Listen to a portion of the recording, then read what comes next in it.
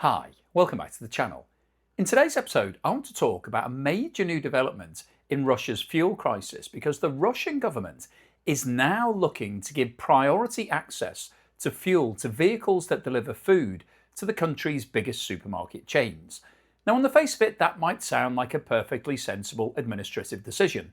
Of course, you want to keep supermarkets continuing to receive their food deliveries throughout any sort of crisis. However, this story is actually much bigger than just talking about supermarkets.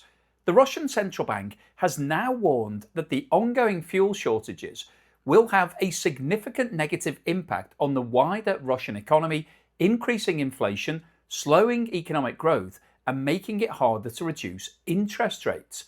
At the same time, the Russian government is now deciding which sectors should receive fuel first because there simply isn't enough to go around. And for a country that's one of the world's largest oil producers, that is an extraordinary situation. So in today's video, I want to explain why this is happening, why Ukraine's refinery attacks are having such a significant impact, why food prices could now start increasing all across Russia, why the Russian central bank is becoming increasingly concerned about the economic consequences, and what all of this means for ordinary Russian citizens.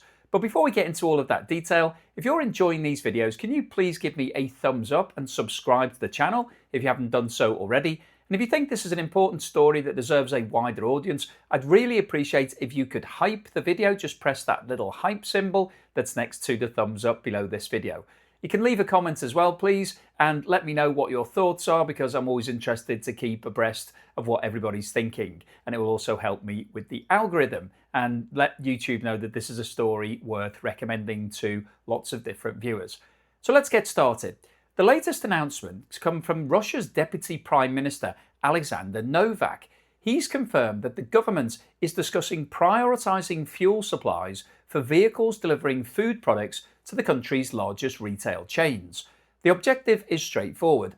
Officials want to ensure supermarkets continue receiving supplies and to avoid additional transport costs feeding through into higher food prices. But this announcement also tells us something much more important.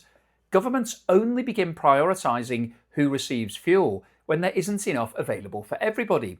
This is effectively a form of fuel rationing. Russia hasn't introduced ration books, but it has reached the point where ministers are deciding which sectors of the economy are important enough to receive guaranteed supplies. Now that's a remarkable position for one of the world's largest oil producers to find itself in. The underlying reason is sustained damage of Ukrainian drone attacks against Russian refineries. Rather than trying to stop Russia pumping crude oil out of the ground, Ukraine has repeatedly targeted the facilities that convert crude oil into usable products such as gasoline, diesel, and jet fuel. That strategy is now having a significant impact on Russia. Recent reports suggest Russia's gasoline production has fallen to a level equivalent to around 65% of normal seasonal demand. During the busy summer period, Russia normally consumes well over 100,000 tons of gasoline every day. Current production has fallen tens of thousands of tons short of that level. Several major refineries have either reduced production or suspended operations following attacks. And although Russia possesses enormous refining capacity, damaged refineries simply can't restart overnight. They are highly complex industrial facilities containing sophisticated equipment, much of which previously came from Western manufacturers. Even relatively small amounts of damage can reduce production for weeks or even months while repairs are carried out. And while repairs are taking place, further attacks remain a constant possibility. The result is a continual struggle to restore production while simultaneously trying to protect remaining facilities. That production shortfall is now spreading throughout the whole of the Russian economy. The first obvious impact has been on motorists. Across numerous Russian regions, there are fuel shortages, purchase limits, long queues, and restrictions on filling containers. In some areas, private motorists have temporarily been unable to buy fuel at all. However, the bigger concern is what happens next. Modern economies depend on transport. If trucks can't refuel, they can't move food. Fresh meat, dairy products, fruit and vegetables all have relatively short shelf lives. Many require refrigerated transport, which consumes even more fuel. If deliveries are delayed, supermarkets experience shortages. If retailers are forced to find alternative transport or pay higher fuel prices, those additional costs eventually appear on consumers' shopping bills. This is precisely why the Russian government is now prioritising supermarket delivery vehicles. It's trying to stop a fuel shortage becoming a food shortage. At the same time, officials are trying to protect diesel supplies for agriculture, and this could become another significant economic issue. Russia is one of the world's largest agricultural producers and exporters. Its farms rely heavily on diesel-powered machinery throughout planting and harvesting periods. Tractors, combines, grain lorries and irrigation equipment all require reliable fuel supplies. Harvests can't simply be postponed because a filling station has run dry. If farmers struggle to obtain enough diesel during harvest season, yields can fall and production costs increase. That ultimately feeds directly into higher food prices in Russia. This brings us to what may be the most important aspect of this entire story. The Russian central bank is no longer treating these fuel shortages as simply an energy issue. It is now warning that they're becoming a macroeconomic problem for Russia.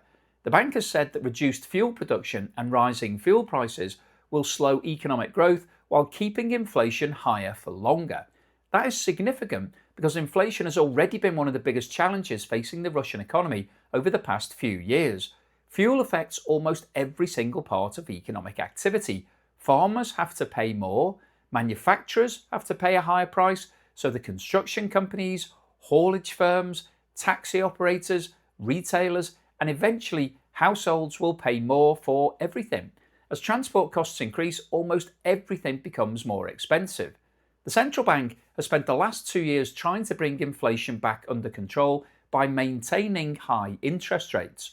Although rates have started coming down over the past 12 months, they remain amongst the highest seen in many years. If fuel shortages continue pushing inflation higher, the central bank will have little choice but to keep interest rates elevated for longer, and that creates another set of problems. High borrowing costs discourage businesses from investing, consumers become more cautious, mortgage repayments remain expensive, business loans become less attractive, economic activity slows. So what began as a series of attacks on oil refineries from Ukraine is now threatening to spread across the entire Russian economy. That's why the central bank is becoming increasingly concerned. It isn't simply worried about filling stations, it's worried about inflation, growth, investment, and living standards. The Russian government has already tried a number of measures to stabilise the situation. Fuel exports have been restricted to keep more supplies within Russia. Gasoline is now being imported from Belarus and even from India. That's actually Russian crude that's been through the refinery process and then is exported back to Russia. So in effect, Russia is exporting discounted raw materials. It's having to sell its crude oil at a lower price and importing higher value refined products. That is the exact opposite of how a major energy producer would normally want its industry to operate. Imports also come with additional transport costs and logistical challenges because Russia is such a vast country. Fuel arriving at a seaport still has to be transported thousands of miles inland before it reaches the consumers that need it.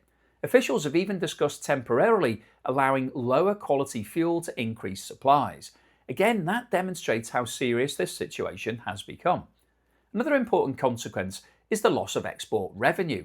Normally, Russia earns valuable foreign currency by exporting refined fuels, including gasoline, diesel, and jet fuel.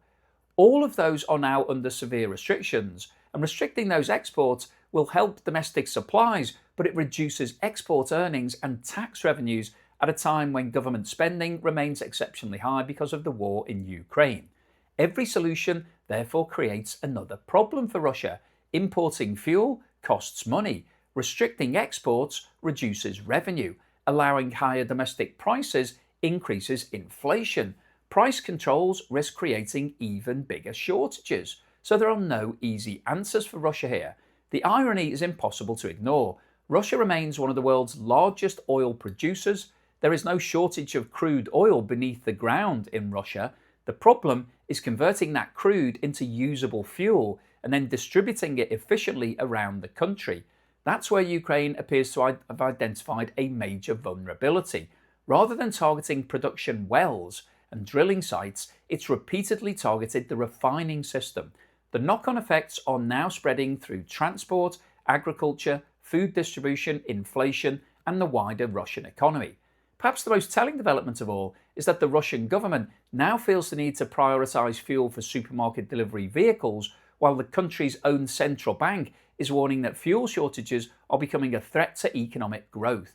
That tells us this is no longer simply a story about fuel, it's now an economic story. And unless refinery production can be restored quickly, these pressures are going to continue feeding through into inflation, higher borrowing costs, and weaker living standards for ordinary Russians. So I'll keep you posted on any further news and developments, but hopefully you found today's video useful, informative, and most importantly, thought-provoking, trying to get you to start thinking about things in different ways.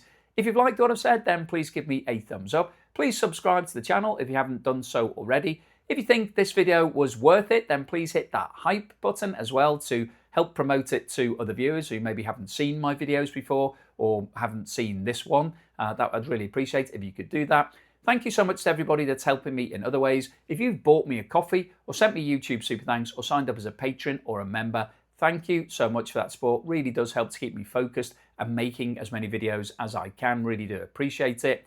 Just wanted to mention one of my new channels, Build and Design, is now live. We need your support. We're very, very early stage. We don't have 1,000 subscribers. We don't have enough watch time to meet YouTube's metrics, so we don't want earning any money at all from the channel yet. So if you could help us out by watching one or two of those videos and subscribing, that would be brilliant.